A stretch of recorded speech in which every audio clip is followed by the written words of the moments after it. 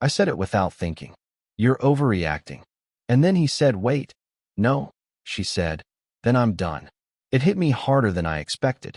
Not because I'd been called out, though that stung, but because of the way she said it. Not loud, not dramatic, just quiet, firm. The kind of quiet that makes everything around it feel louder. I remember standing there in the corner of the repair shop, the smell of motor oil hanging thick in the air, fluorescent lights humming overhead, and feeling like I'd been frozen in the middle of a spotlight I hadn't asked for. Her name's Lauren, mid-40s, though she carries herself like the years are a secret she refuses to give away. I've seen her move around the shop, confidently talking to customers, teasing the old guys who've been here longer than I've been alive. And yet there's this weight behind her eyes, like she's carrying a secret she won't share. That day, though, I saw a flicker, tiny, unguarded, when I said that stupid thing. She brushed past me after the words, careful not to touch my shoulder, but close enough that I could feel the heat of her coat near mine. I wanted to apologize, but my tongue felt thick, clumsy. So I just watched her walk toward the back office, heels clicking softly against the concrete floor, and I caught the faintest scent of her perfume, something woody, a little sharp, a little sweet. It stuck in my chest. Earlier, we'd been laughing over some dumb thing, a spilled cup of coffee, a customer who tried to haggle over a service he didn't understand, and there had been this spark. Not the kind you can label easily, not romance yet. Just electricity in the space between us. A glance that lingered too long, a shared smile that didn't quite reach the words. I caught myself wanting to hear her laugh again, wanted to be the reason she did. And now, that spark felt like it had shifted into something else, heavier, sharper. I went to the counter, pretending to check the stock, trying not to watch her from across the room. But I couldn't help it. She leaned over the desk to sign some paperwork, hair falling loose in front of her face for a second, and I noticed the way her fingers trembled slightly. Maybe it was nerves, maybe it was anger at me, I didn't know. But it made my chest tighten she didn't look at me. Not directly, just a sidelong glance that felt like it could split me in two if I let myself dwell on it. I wanted to ask if she was okay, if I should explain, if I should something. But the words died before they left my mouth. She was gone into the back office, leaving me standing there with a stupid half-smile and a heart that refused to settle. I tried to focus on other things, inventory lists, receipts, the faint buzz of the fluorescent lights, but her presence lingered like smoke in the room. Every so often, I'd catch myself glancing toward the office door, imagining her head tilting slightly, that confident posture softened just enough to be human. And then there was the small thing she did that I can't stop thinking about.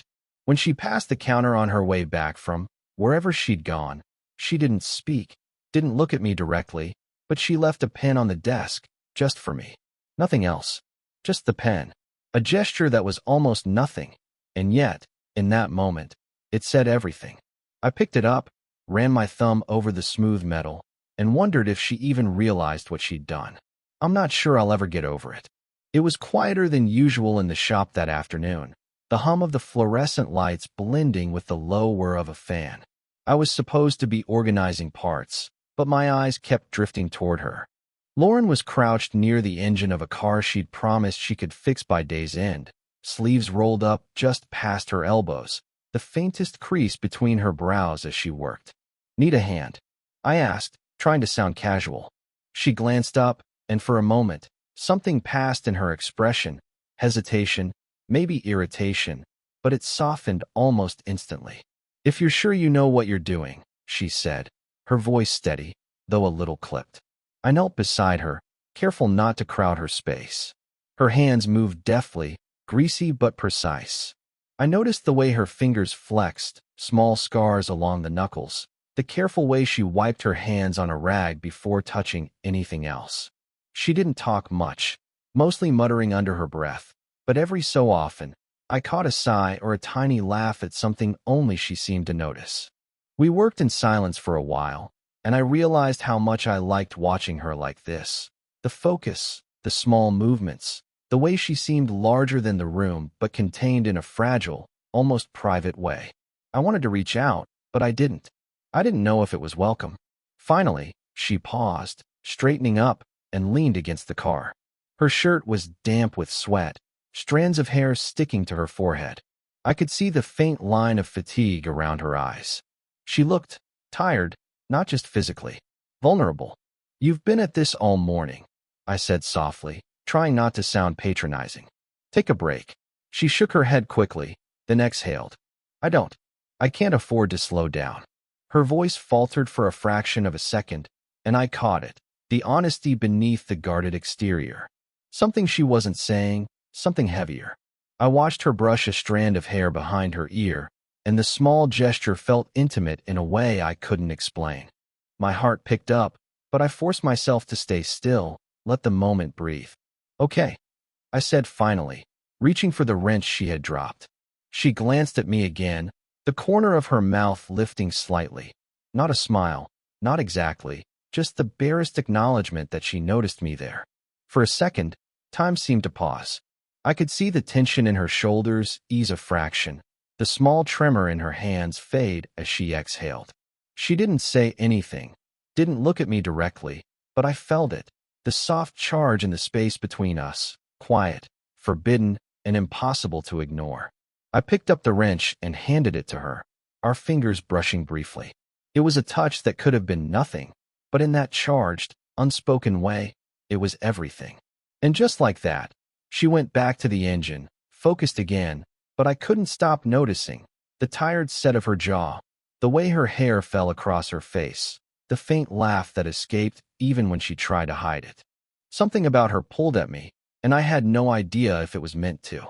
The rain started as I was locking up the shop, a soft drizzle that turned quickly into a steady patter against the windows. Inside, the fluorescent lights flickered faintly, and the smell of wet asphalt mixed with engine oil. Lauren stayed behind, crouched over the hood of the car she'd promised to finish tonight. "You don't have to stay," I said, trying to keep my tone casual, though my chest felt tight. She didn't look up. "I want to. Just need to get this done." Her hands moved quickly, efficiently, but I could see the tension in her shoulders, the tiny bite of her lip every time something resisted her touch. I knelt beside her, closer than usual. My knees brushed hers, and I caught a faint scent of her. Wood, spice, something that made my stomach tighten.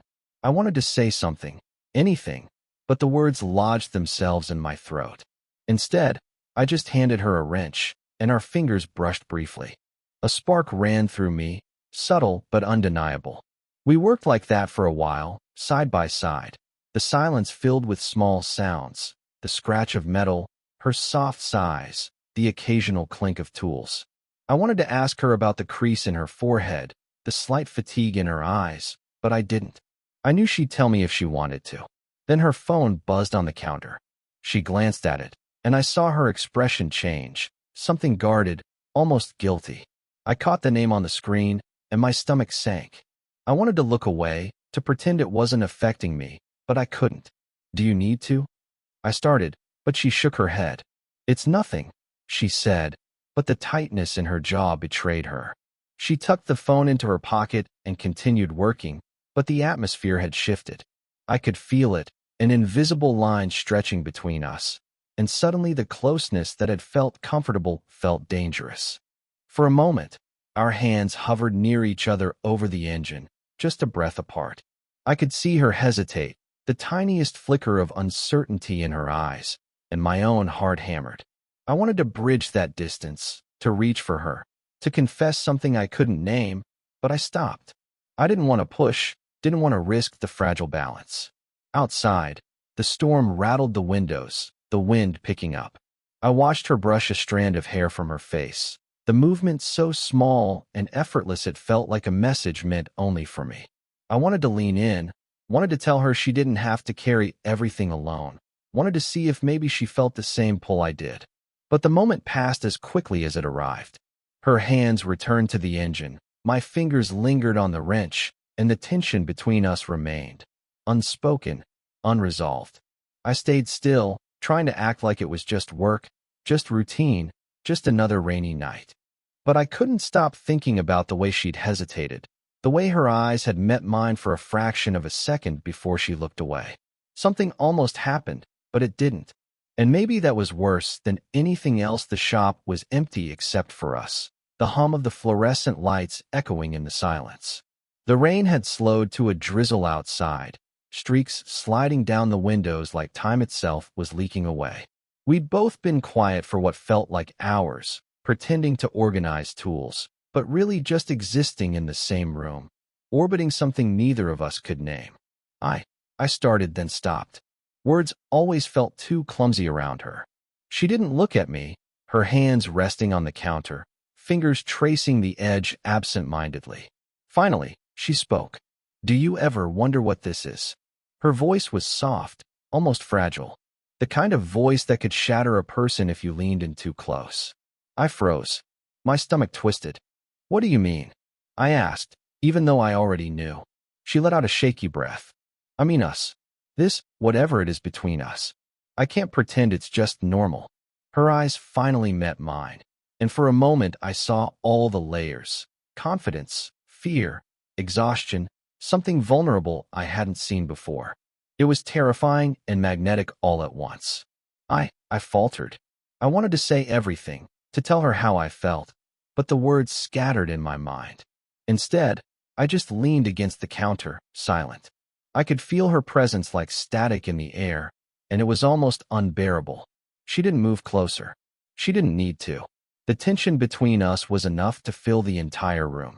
Her gaze held mine, unwavering, and I realized that this silence, was louder than any touch could be. "I can't stop thinking about it," she whispered finally, almost to herself. "And I shouldn't." I nodded, though I didn't speak. Every instinct in me screamed to cross that line, to close the gap, to tell her it was the same for me. But something held me back. Maybe fear, maybe respect, or maybe the weight of knowing that once you cross that line, you can't go back. Her hand twitched slightly on the counter, like she wanted to reach for me, and I wanted her to, more than I'd ever wanted anything. But we stayed frozen, the silence stretching, bending, breaking in parts only our hearts could hear. "I don't even know what I want," she admitted, voice trembling now. I can't do this the way I used to. I can't pretend." I swallowed hard, the lump in my throat refusing to go down. "Neither can I admitted, the words tasting bitter but true. She exhaled sharply, a single tear sliding down her cheek. She looked away, and I wanted to follow it with my thumb, wipe it, hold her, but I didn't. I just stayed there, because maybe standing still was all I could manage. "I don't know if I can trust myself around you," she said finally, voice cracking in a way that made my chest ache. "And that terrifies me." I wanted to tell her it scared me too. I wanted to say that the same fear kept me awake at night. But instead, I only nodded, feeling the weight of everything unspoken pressing down on us both. And for the first time, I realized that sometimes the most devastating moments aren't loud, they're quiet. The shop smelled faintly of rain and oil, a lingering scent that always reminded me of afternoons spent here, alone with nothing but the hum of machines. I was stacking parts when Lauren walked in holding a small, worn envelope. She hesitated at the counter, fingers curling around it like it was fragile. "I found this," she said, voice low. "It's from a long time ago. I thought I'd thrown it out, but," she trailed off, eyes not meeting mine. I didn't say anything, just leaned against the counter, watching. There was a pause heavy enough to fill the room. Her hand shook slightly as she opened the envelope, pulling out a folded photograph. She glanced at it, a flicker of something I couldn't name passing over her face. "I lost him," she said quietly, almost to herself. "And I think part of me never stopped trying to fix it." Her hands clutched the photo, knuckles white. I caught my breath. There was a softness there, a crack in the armor she always carried. The confident, composed woman who could command a room suddenly felt small, human, fragile. "Who?" I asked, careful, not wanting to push. She exhaled slowly. "Someone I loved more than I knew how to say. I ruined it." Her eyes flicked to mine, glimmering with something unspoken. Shame, maybe. Regret, definitely. And something else, an unacknowledged longing I could feel like static in the air between us. I wanted to reach for her, to tell her it was okay, that I understood more than she could imagine. Instead, I said nothing. I could feel the story she wasn't saying, the nights she had spent replaying mistakes, the weight she carried in silence. I remembered something from earlier, a moment I'd almost forgotten. The day she had shown me the old photo of her father in the back office, eyes soft, smiling at a memory that didn't involve anyone else. Now I realized that all those fragments, her jokes, her quiet pauses, her way of holding herself, were pieces of someone who had loved and lost and still kept moving. I didn't think I could feel it again, she admitted, voice barely above the hum of the lights. Not after him. Not after everything. She put the photo down carefully, as if setting it into place inside her chest. I wanted to ask what she meant, to probe the ache in her words, but instead I just nodded, letting the silence stretch. Because sometimes the most human moments don't need words, they just need presence. Her gaze lingered on the photo for a long second, then slowly lifted to meet mine. Something unspoken passed between us, fragile and potent, like a candle flame caught in the wind. I could feel my pulse quicken, not with desire exactly, but with the weight of trust she was giving me without realizing it. I reached out, almost instinctively, and touched the edge of the envelope, careful not to intrude. Our fingers brushed for the briefest moment, and I felt it. A soft tremor, almost imperceptible, but seismic in how it rooted me in that exact second with her. She didn't pull away, but she didn't look at me either. Her lips pressed together, eyes distant, lost in something far older than the room we were in. And I realized, maybe for the first time, that some moments don't just shift the surface, they change everything underneath. And I couldn't stop thinking about it. It was late when the shop emptied, the rain finally letting up outside. The fluorescent lights cast a soft, flickering glow, and the air smelled faintly of oil, wet concrete, and something else I couldn't name. We were both there, lingering, neither of us moving to leave, because leaving now felt impossible. I shouldn't, Lauren began, then stopped. Her hands rested on the counter, fingers curling around the edge as if it could hold her steady. Her eyes met mine, not searching for an answer, just sharing a weight we both carried. I swallowed. I know. And that was it. The words weren't dramatic, weren't confessions. They didn't need to be. There was a truth in the space between us, in the quiet understanding that what had been building for weeks, months, was finally visible, undeniable. We didn't need to name it. She leaned back slightly, exhaling slowly, a small tremor running through her shoulders. I noticed it. I noticed the way her fingers brushed the counter, the faint line of exhaustion beneath her eyes, the faint catch in her breath when she shifted. And I felt something I hadn't allowed myself to feel before, a steady, deep certainty that whatever this was, it wasn't fleeting.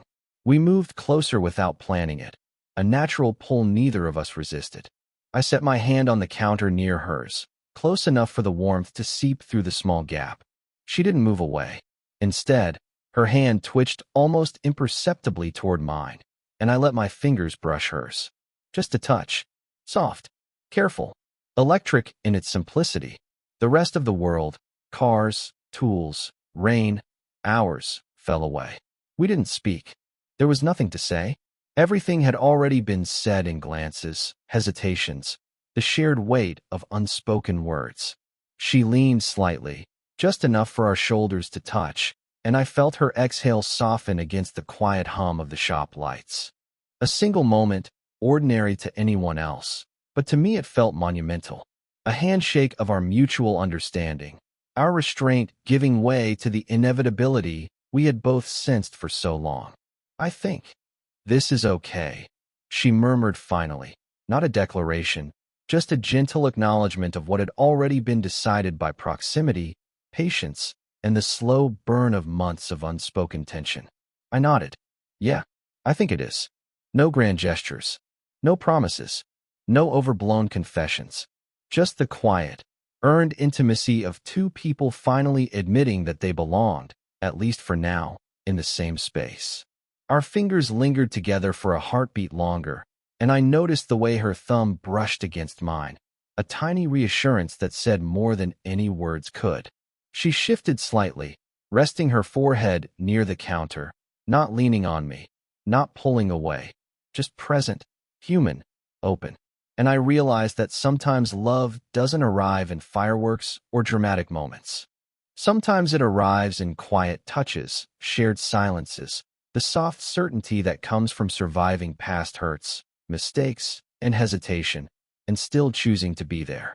I didn't move. She didn't either. We simply existed together, letting the air between us carry the weight of what was, what had been, and what might come. And that was enough. It's been weeks since that night in the shop, the one where silence said more than words ever could. I still remember the way her fingers brushed mine, the subtle tremor in her hand, the soft exhale she let out when we finally allowed ourselves to just exist together. It wasn't fireworks or confessions. It was something quieter, steadier, and somehow more enduring. Since then, things have shifted, not in big, sweeping gestures, but in the small ways that matter most.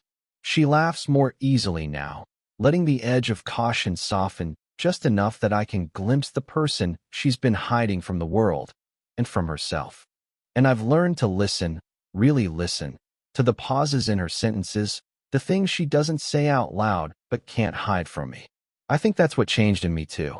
I used to feel like I had to chase everything, to prove myself, to fix what was broken. With her, I've realized that sometimes the most important thing is just to be present, to stay, to let the quiet moments do the work.